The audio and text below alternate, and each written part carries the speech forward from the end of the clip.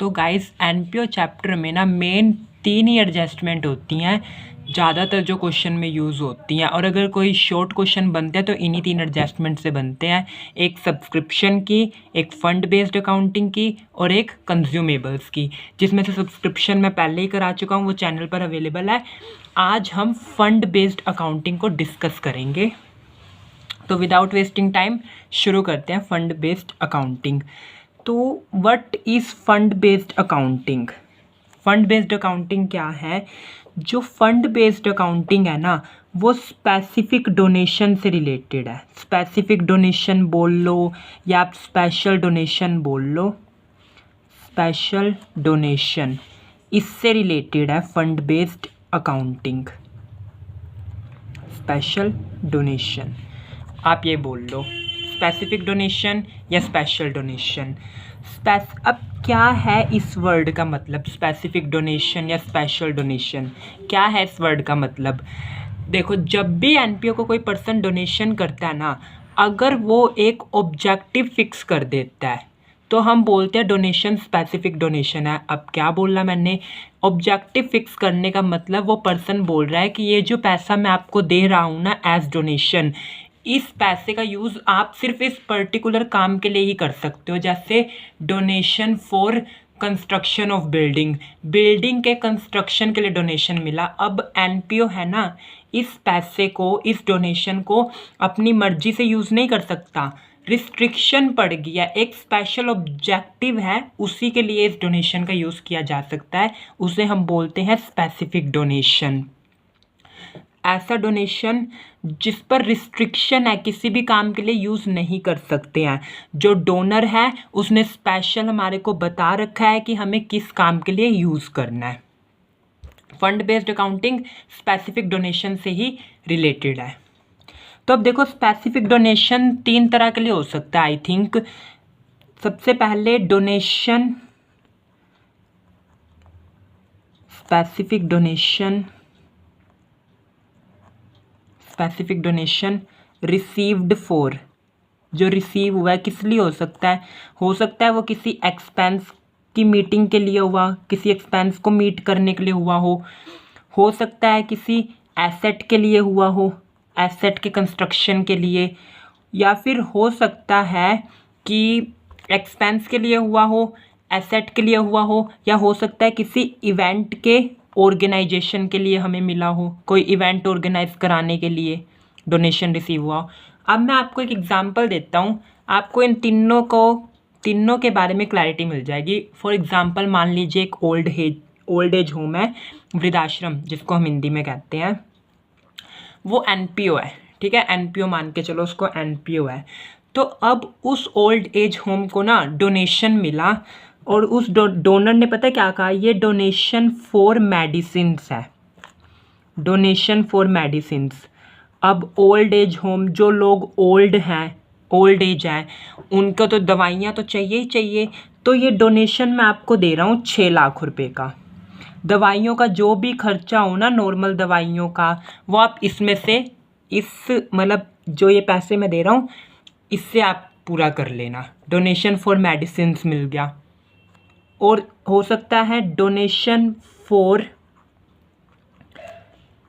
Extension of old age home. अब ये मैंने क्या लिख दिया, extension of old age home, मतलब वृद्धाश्रम के विस्तार के लिए कि आप ऊपर कमरे डाल दो, इस काम के लिए भी डोनेशन मिल सकता है, एसेट के क्रिएशन के लिए। अब मेडिसिन यहाँ पे एक्सपेंस होगा ना, क्योंकि मेडिसिन तो चाहिए ही चाहिए बुजुर्ग लोगों को। और इवेंट ऑर्गेनाइजेशन क्या हो सकता है, जैसे डोनेशन हमें मिला, किसी ने कहा कि ये लो डोनेशन, आप जो अपने ओल्ड एज होम है ना, यहाँ पर आप भागवत कथा का ऑर्गेनाइजेशन करा देना, भागवत कथा का कार्यक्रम ऑर्गेनाइज कराना। अब जिस भी हम संत महात्मा को बुलाएंगे, आजकल आपको पता है ये भी प्रोफेशनल काम हो गया है, तो वो भी तो पैसे लेगा ना। डोनेशन फॉर भागवत कथा, या फिर आप इसको स्क्रिप्चर्स भी कह सकते हो। स्क्रिप्चर्स इतने अच्छे से मुझे ध्यान नहीं है। आपको तीनों का मतलब समझ आया कि डोनेशन एक्सपेंस के रिगार्डिंग भी रिसीव हो सकता है, एक्सपेंस के रिगार्डिंग भी रिसीव हो सकता है, एसेट के लिए भी रिसीव हो सकता है और इवेंट के ऑर्गेनाइजेशन के लिए भी रिसीव हो सकता है स्पेसिफिक डोनेशन। अब हमें इसकी अकाउंटिंग सीखनी है, किस तरह हम इसकी अकाउंटिंग करेंगे। तो मैं आपको पहले जर्नल एंट्रीज बताता हूँ। जर्नल एंट्रीज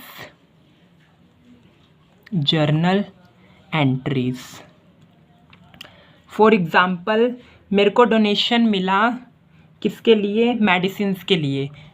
डोनेशन मिला मेरे को मेडिसिन्स के लिए, तो मैं एंट्री क्या करूँगा बताओ। अब मैं क्या एंट्री करूँगा, मेरे पास कैश आया या बैंक में पैसा आया, कैश तो आया ना, cash account debit, cash account debit to, हम क्या इसको बोलेंगे, medicines fund, medicines fund account. Medicines fund बोल सकते हैं या फिर हम बोल सकते हैं कि to donation for medicine, medicines fund बोल दो, या फिर आप इसको ऐसे भी लिख सकते हो। क्रेडिट हम किस अकाउंट को करेंगे, डोनेशन फॉर मेडिसिन्स अकाउंट। ठीक है, इतना हमारे को जितना हमारे को डोनेशन मिला। अब हो सकता है कि एनपीओ इस पैसे को इन्वेस्ट कर दे, इस डोनेशन को इन्वेस्ट कर दे, है ना।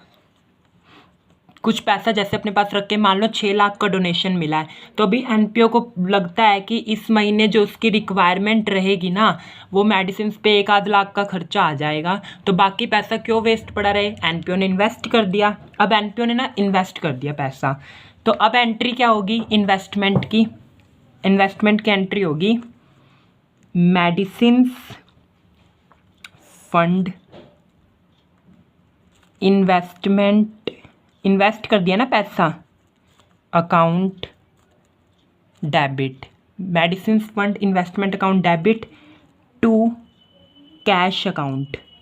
अब हमने इन्वेस्टमेंट खरीदी तो पैसा तो गया ना हमारे पास से, हमने इन्वेस्ट कर दिया। फॉर एग्जांपल मैंने शेयर्स में पैसा इन्वेस्ट कर दिया, या मैंने पैसा लोन पर दे दिया, तो कैश तो हमारे पास से गया ना। ये एंट्री समझ आई दो आपको।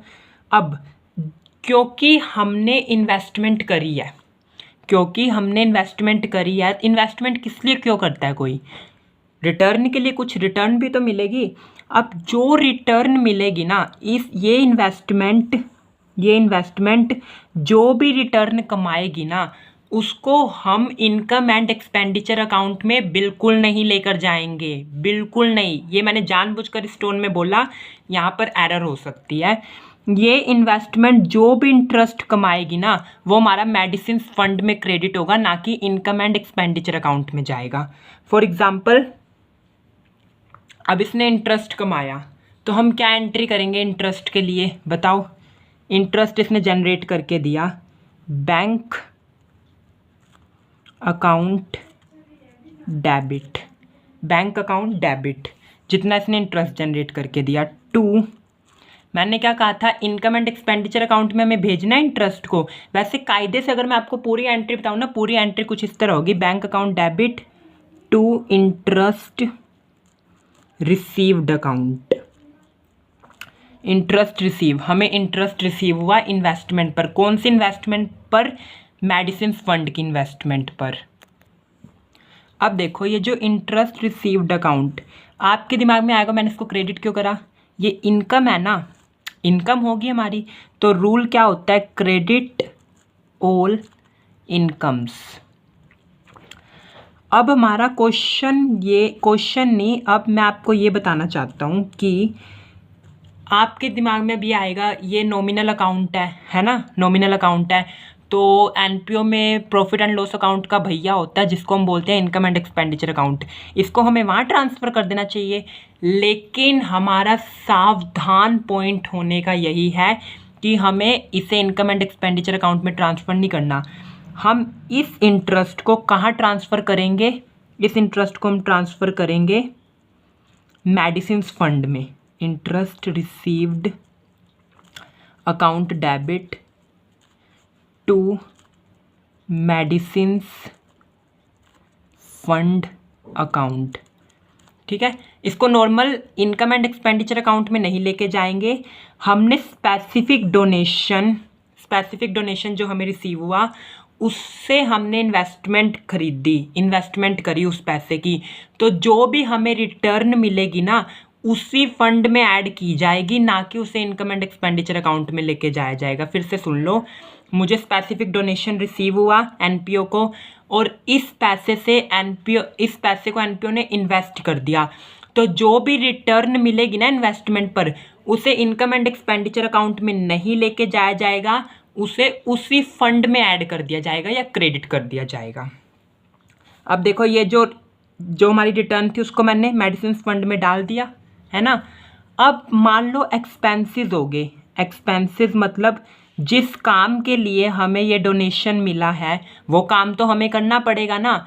अब फॉर एग्जांपल मैंने मेडिसिन परचेज करी एनपीओ ने, जैसे होती है ना मेडिसिन, जो कॉमन मेडिसिन जिसको कह सकते हैं कि गोड्डों में दर्द होता है, घुटनों में दर्द, या फिर बीपी की गोलीज वगैरह, ये मेडिसिन परचेज करी एनपीओ ने, तो हम क्या करेंगे, medicine expenses account debit to bank account. जब मैंने खरीदी तो मेरे पास से पैसा तो गया होगा ना।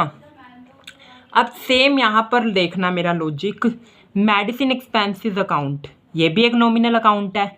अब ये नॉमिनल अकाउंट है तो इसको भी तो इनकम एंड एक्सपेंडिचर अकाउंट में जाना चाहिए, लेकिन नहीं, हम इसको इनकम एंड एक्सपेंडिचर अकाउंट में ट्रांसफ़र नहीं करेंगे। हम इसको जो हमारा मेडिसिन फंड मिला था ना उसी से राइट ऑफ करेंगे, क्योंकि जिस पर्पस के लिए मिला वो तो हमें पूरा करना पड़ेगा ना। अब देखना, ये जो मेडिसिन एक्सपेंसेस है इसको मैं राइट ऑफ करूँगा, इस खर्चे को मैं राइट ऑफ करूँगा। प्रॉफिट एंड लॉस में हम राइट ऑफ ही तो करते हैं ना, इनकम एंड एक्सपेंडिचर अकाउंट में राइट ऑफ करते हैं। अब इसको मेरे को राइट ऑफ करना है। राइट ऑफ कैसे करूँगा मैं करूँगा match fund account debit, match fund account debit to medicine expenses account, medicine expenses account हो गया। ये देखो डेबिट हुआ, मैच मैंने गलती से लिख दिया मेडिसिन, सॉरी, या मेडिसिन आना था, my mistake. Medicine expenses account debit हुआ, फिर मेडिसिन एक्सपेंसेस अकाउंट क्रेडिट हो गया।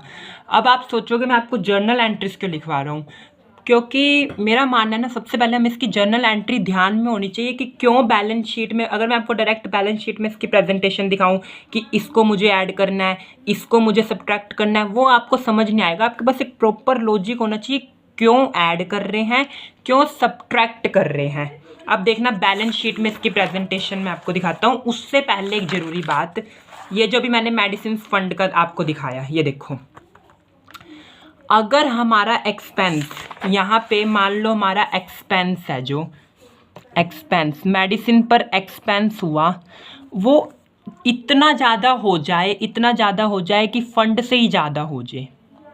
जो हमारे पास मेडिसिन फंड है ना, मान लो उसी से इतना ज़्यादा हमारा मेडिसिन पे खर्चा आ गया कि मेडिसिन फंड से तो वो पूरा ही नहीं होगा, तो जो डिफरेंस है ना वो इनकम एंड एक्सपेंडिचर अकाउंट में जाएगा। फॉर एग्जांपल मान लो फंड है आपके पास 1 लाख रुपए का, मेडिसिन फंड है यहाँ पे, मेडिसिन फंड, ठीक है, 1 लाख रुपए का। अब मेडिसिन पे एक्सपेंसेस आए, कितना एक्सपेंस आया आपका, आ गया 1,20,000। तो अब पेमेंट तो आपने 1,20,000 की करी होगी, और जब हम इसको राइट ऑफ करेंगे, राइट ऑफ एंट्री मैं आपको दिखाता हूँ, ये देखिए right of entry, medicine fund account debit तो हो जाएगा हमारे पास कितने से, ये देखिए यहाँ पे मैं आपको एंट्री लिख के दिखाता हूँ। जब मेरे एक्सपेंसेस होंगे तब मैं क्या एंट्री करूँगा, मैं एंट्री करूँगा medicine expenses account debit to bank account 1,20,000, क्योंकि 1,20,000 तो गया मेरे पास से जब मैंने मेडिसिन खरीदी। अब इस अकाउंट को, ये जो मेरा नॉमिनल अकाउंट है, मुझे इसको राइट ऑफ करना है। राइट ऑफ कैसे करेंगे हम, राइट ऑफ करने के लिए इसको क्रेडिट करेंगे टू मेडिसिन एक्सपेंसेस अकाउंट। मैंने अभी आपको बोलता है इसको राइट ऑफ हमें करना है फंड से, जो हमारा फंड अकाउंट, इसके लिए स्पेशल जो रिसीव हुआ है हमारे को डोनेशन, तो मेडिसिन फंड अकाउंट डेबिट, पर ये क्या, फंड तो 1 लाख रुपए का ही है। अभी भी ये जो डिफरेंस आ रहा है ना एंट्री में, उसको बैलेंसिंग फिगर बन के इनकम एंड एक्सपेंडिचर अकाउंट पूरा करेगा। ये आपको मैं बताना चाह रहा था इसमें। अब हम देखेंगे इसकी बैलेंस शीट में प्रेजेंटेशन कैसे होगी। बैलेंस शीट में इसकी प्रेजेंटेशन, तो ये सिर्फ लाइबिलिटी साइड में आपको बना के दिखा रहा हूँ, लाइबिलिटी साइड में इसको प्रेजेंट किया जाएगा। ठीक है, सबसे पहले हम लिखेंगे ऊपर मेडिसिन फंड। मेडिसिन फंड, जो भी मेडिसिन फंड का अमाउंट होगा वो हम यहाँ लिखेंगे। अब इसमें हमें क्या क्या ऐड करना है और क्या क्या सब्ट्रैक्ट करना है। अब देखो, ये रहा लाइबिलिटी साइड लिखा है, तो मतलब मैच फंड का क्रेडिट बैलेंस होगा। ऑब्वियसली सी बात है, पहली एंट्री आप देख सकते हो क्रेडिट बैलेंस, क्रेडिट किया, क्रेडिट बैलेंस है इसका। तो अब ये देखो, फिर से यहाँ पे मैंने मैच फंड को क्रेडिट किया। क्रेडिट और क्रेडिट दोनों का नेचर सेम है, तो ऐड हो जाएंगे ना। तो जो भी इंटरेस्ट रिसीव हुआ है इसलिए वो ऐड हो जाता है, plus interest received on match fund investment, minus हम इसमें से क्या कर देंगे, माइनस हम कर देंगे इसमें से एक्सपेंसेस। जिस काम के लिए डोनेशन मिला है वो काम तो हमने करना है, और वो काम हम करेंगे तो पैसा खर्च होगा, तो वो पैसों को यहाँ पे दिखाएंगे हम। मेडिसिन पर जो एक्सपेंसेस हो रहे हैं, ऐड क्या करेंगे हम, एडिशनल डोनेशन रिसीव्ड। अगर हमें साल में और डोनेशन मेडिसिन के लिए रिसीव्ड हो गया तो वो हम ऐड कर देंगे, एडिशनल डोनेशन रिसीव्ड। मेन जो आपका है ना वो यही है, वो यही मटेरियल है आपका। ये आपकी नॉलेज पर्पस के लिए मैंने बताया कि क्यों एंट्री, क्यों कुछ चीज़ ऐड हो रही है, क्यों सब्ट्रैक्ट हो रही है, क्या जर्नल एंट्री बनेगी, ये हमें पता होना चाहिए। ठीक है, फिर ये फाइनल फिगर है, ये जो आएगी हमारी बैलेंस शीट में। और अब एसेट साइड में हम देखेंगे, एसेट साइड में क्या होगा, हमने जो इन्वेस्टमेंट करी है, मेडिसिन फंड का पैसा हमने इन्वेस्ट करा है, तो वो इन्वेस्टमेंट, ये देखो ये मैंने इन्वेस्ट करा, इन्वेस्टमेंट डेबिट बैलेंस, ये हमारी एसेट है। सभी एसेट्स का डेबिट बैलेंस होता है, तो इसको हम एसेट साइड पर शो करेंगे, इसको हम एसेट साइड पर शो करेंगे बैलेंस शीट की। या देखो मैं छोटी सी बना देता हूँ, मान लो ये मेरी एसेट साइड है। ठीक है, बस तो अमाउंट कॉलम था, थोड़ा हो गया यहाँ पे एडजस्टमेंट कर लेना अमाउंट। तो मैं यहाँ दिखाऊंगा मैच नहीं, बार बार मैच निकल रहा है, मेडिसिन फंड इन्वेस्टमेंट। और यहाँ पर जो मैंने एक बात और एडजस्टमेंट हमें मिलती है, इंटरेस्ट रिसीव्ड लिखा है ना, ये हमें टोटल इंटरेस्ट लेना है। भले ही हमें कैश में मिला इंटरेस्ट, भले ही ना मिला, हो सकता है ना जो मैच फंड की इन्वेस्टमेंट है इसने पूरे साल में 12,000 रुपये इंटरेस्ट कमाया, 12,000 रुपये इंटरेस्ट कमाया, इसमें से 8,000 रुपये तो हमें मिल गया, लेकिन 4,000 रुपये मिलना बाकी है, मिला नहीं। लेकिन हम यहाँ पे तो टोटल इंटरेस्ट दिखाएंगे कि 12,000 रुपये हमारी इनकम है, 12,000 रुपये हमारी इनकम है। ठीक है, और ये जो 4,000 हमें मिले नहीं हैं, इसको क्या बोला जाएगा, इंटरेस्ट एक्रूड। वो पैसा जो कमा लिया मिला नहीं, एसेट है हमारी, तो एसेट साइड में हम इसको शो कर देंगे एक्रूड इनकम। मैं कहना चाहता हूँ यहाँ पे इंटरेस्ट रिसीव्ड में बता रहा हूँ ना, पूरे साल भर की कमाई, इस इन्वेस्टमेंट ने पूरे साल में कितना इंटरेस्ट कमाया वो हमें यहाँ लिखना है। भले ही हमें इंटरेस्ट कैश में रिसीव हुआ या कुछ पार्ट इंटरेस्ट का भी रिसीव होना बाकी है, जो बाकी है वो इनकम है, यहाँ शो किया जाएगा। That's it. अभी तक हमने डिस्कस किया था कि स्पेसिफिक डोनेशन अगर एक्सपेंस के लिए रिसीव हुआ हो तो उसका ट्रीटमेंट क्या होता है, ये सारा हमने ट्रीटमेंट डिस्कस किया। सेम अगर स्पेसिफिक डोनेशन हमें वो इवेंट के ऑर्गेनाइजेशन के लिए भी मिला हो तब भी बिल्कुल सेम ट्रीटमेंट है।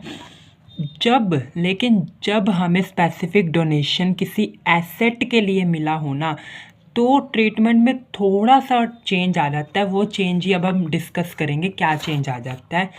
अब स्पेसिफिक डोनेशन फॉर एसेट का क्या मतलब है, जैसे कि हमारा ओल्ड एज होम वाला एग्जांपल था, उसमें मैंने बोला डोनेशन, ठीक है, रिसीव्ड फॉर इलेक्ट्रिकल इक्विपमेंट, ये ले लेते हैं इलेक्ट्रिकल इक्विपमेंट। अब मान लो ओल्ड एज होम में जो कमरे हैं, ठीक है, उनमें कुछ इलेक्ट्रिकल इक्विपमेंट की भी तो ज़रूरत होगी ना। फॉर एग्जांपल पंखे, लाइटें, है ना, ये सब चीज़ें तो रिक्वायर्ड हैं। या फिर इसी तरह से आप फर्नीचर का भी ले सकते हो कि बुजुर्गों के बैठने के लिए फर्नीचर। इस काम के लिए हमें डोनेशन रिसीव हुआ। एंट्री सेम कि bank account debit to electronic equipment fund कर देंगे हम यहाँ पे क्रेडिट, ठीक है। बैंक अकाउंट डेबिट जब हमें डोनेशन रिसीव होगा to electronic equipment fund account, ठीक है। ई का मतलब इलेक्ट्रॉनिक इक्विपमेंट, मैंने शॉर्ट फॉर्म में लिखा है इलेक्ट्रॉनिक इक्विपमेंट फंड अकाउंट। अब देखो जब हमने, ठीक है, ये हमें किस लिए रिसीव हुआ था, इलेक्ट्रॉनिक इक्विपमेंट के लिए। हमने इलेक्ट्रॉनिक इक्विपमेंट खरीद ली। अब हमने इलेक्ट्रॉनिक इक्विपमेंट खरीद लिए तो हम क्या एंट्री करेंगे, इलेक्ट्रॉनिक इक्विपमेंट हमारी एसेट है, electronic equipment account debit to bank account.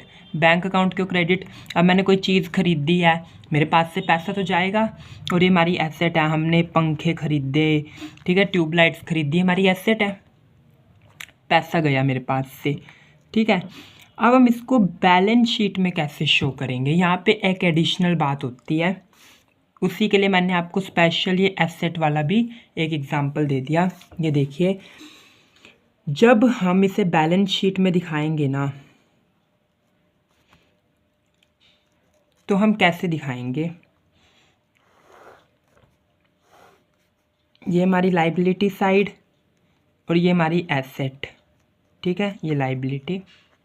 सबसे पहले हम दिखाएंगे इलेक्ट्रॉनिक इक्विपमेंट फंड, ठीक है, ये जितना भी हमें रिसीव हुआ, मान लो 1,00,000 रुपये का हमें फ़ंड रिसीव हुआ, ठीक है, और 1,00,000 रुपये का हमें फ़ंड रिसीव हुआ, एंट्री दिख रही है ना, हाँ, 1,00,000 का फ़ंड रिसीव हुआ और हमने 80,000 के इक्विपमेंट खरीद लिए। इसमें से हमने 80,000 रुपये के इक्विपमेंट खरीद लिए। इन्वेस्टमेंट अगर हमने इस फंड की होती तो सेम सारा जो पहले हमने प्रोसीजर समझा वैसे ही होगा।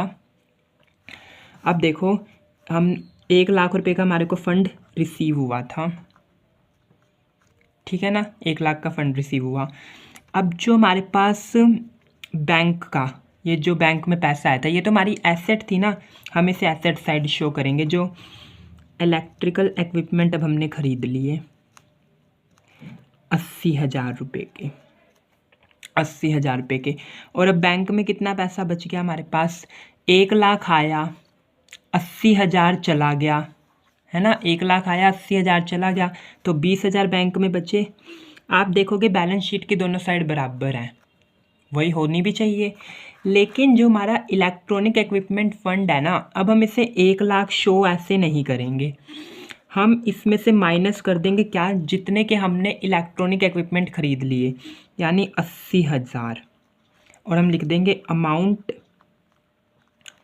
Spent for electronic equipment purchase. इनको ख़रीदने के लिए हमने इतना अमाउंट स्पेंड करा, ठीक है। ये हो गया 20,000 रुपये बचे। अब आप कहोगे बैलेंस शीट की तो दोनों साइड बराबर ही नहीं हो रही, मैच ही नहीं हो रही। ये 80,000 रुपये यहाँ से निकल के, यहाँ से निकले, ये जाएंगे कहाँ, इसे हम कैपिटल फंड में डाल देंगे। यही एक एडिशनल बात थी जो मेरे को आपको बतानी थी, वो उन दो में नहीं मिलेगी। अगर स्पेसिफिक डोनेशन हमें एक्सपेंस के लिए रिसीव हुआ हो या फिर इवेंट के ऑर्गेनाइजेशन के लिए रिसीव हुआ हो, वहाँ ये बात नहीं होती है, ये सिर्फ इसमें होती है जब हमें एसेट के लिए रिसीव हुआ हो। देखो हमारी फ़ंड मिला हमें 1,00,000 रुपये का, एक किस्म से हमारी लाइबिलिटी है कि हमें इलेक्ट्रिकल इक्विपमेंट ही ख़रीदने हैं, है ना। अब हमने ख़रीद लिए तो हम अपनी लाइबिलिटी को 1,00,000 ही थोड़ी शो करते रहेंगे, वो तो कम हो जाएगी। यही एक एडिशनल एंट्री होती है। अब इसके लिए जर्नल एंट्री आपको बताऊं तो क्या होगी, जर्नल एंट्री होगी हमारे पास electronic equipment fund account debit to capital fund account. ये बस एक एडिशनल एंट्री हमें ध्यान रखनी है और कुछ नहीं रखना, डेट्स इट। आई होप आपको वीडियो पसंद आया होगा।